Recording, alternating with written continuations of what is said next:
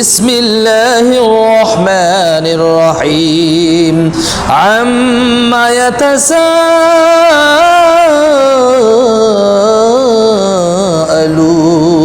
عن النبأ العظيم الذي هم فيه مختلفون كلا سيعلمون ثم كلا سيعلمون ألم نجعل الأرض مهادا والجبال أوتادا وخلقناكم أزواجا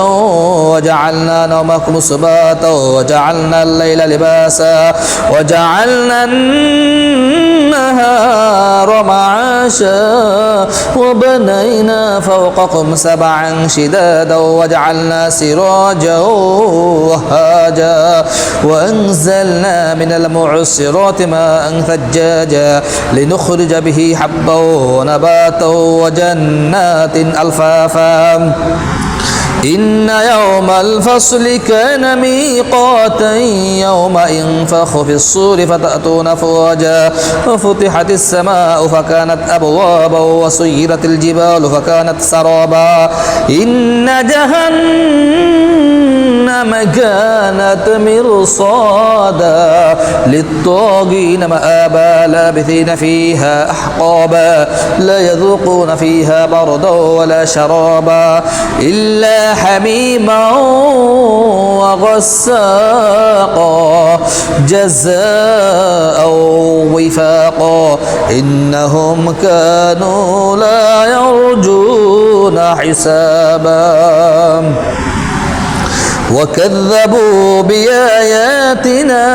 كذابا وكل شيء أحصيناه كتابا فذوقوا فلن نزيدكم إلا عذابا إن للمتقين مفازا حدائق وأعنابا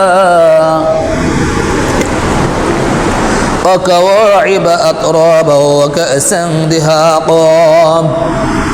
لا يسمعون فيها لغوا ولا كذابا جزاء من ربك عطاء حسابا رب السماوات والأرض وما بينهما الرحمن لا يملكون منه خطابا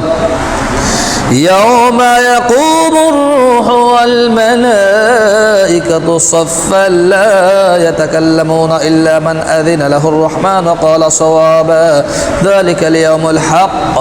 فمن شاء اتخذ إلى ربه مآبا إنا أنذرناكم عذابا قريبا يوم ينظر المرء ما قدمت يداه ويقول الكافر يا ليتني كنت ترابا صدق الله العظيم.